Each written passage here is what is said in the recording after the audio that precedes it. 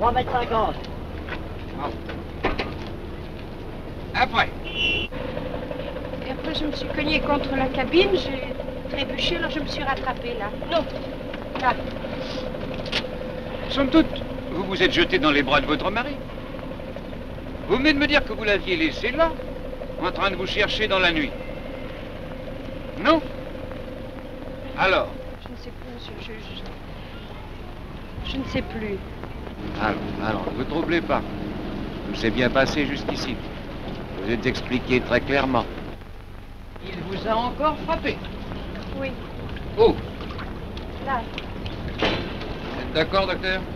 Les équimaux sont toujours apparents. Vous êtes formel, il n'y a eu ni maquillage ni simulation. Rigoureusement impossible. Même remarque d'ailleurs pour les traces de coups sur les épaules et les reins. Je note. Après la chute de votre mari, vous n'avez pas essayé d'aller à son secours?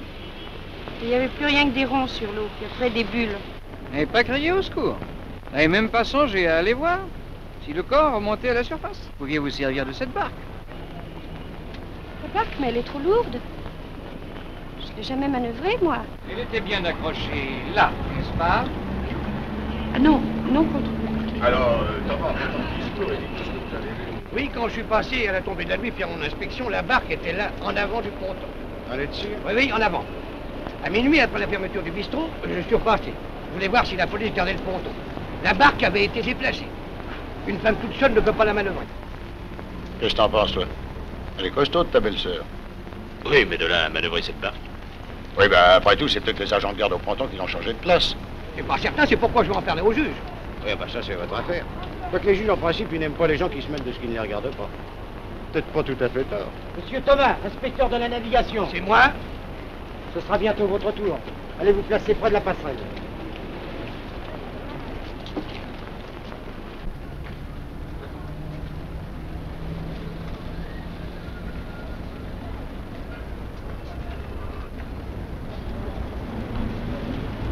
Ça te paraît important, cette histoire de la barque? Bon.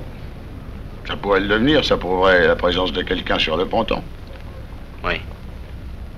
On pourrait plus plaider la légitime défense. Ah, ce serait difficile, mets-toi à la place des jurés. Qu'est-ce que je dois faire? Quoi? Bah oui. Si le déplacement de la barque prouve que mon frère a été assassiné, c'est moi qui ça regarde. C'est d'abord l'affaire de la justice. Oui, monsieur le juge, mon service m'oblige chaque À soir. propos, quand vous êtes passé là-devant, qu'avez-vous vu? Ah, ben, il y a un monsieur le juge. Naturellement, personne n'a rien vu. Et sur votre chemin, qu'avez-vous entendu? Le silence à 7 heures de la nuit est si profond, monsieur le juge. Vous entendez le silence. Et moi, depuis ce matin, je n'entends que des âneries. Toutefois, j'ai beaucoup réfléchi à cette Je affaire. vous remercie, monsieur Thomas. Continuez à réfléchir. Encore combien de témoins? 9. Ah, faites voir la liste. Marinier, marinier, marinier. Ce sont en quelque sorte les voisins. Ils sont des témoins de moralité. Vous les convoquerez à mon bureau. À moins que vous ne teniez à passer la journée dans ce froid.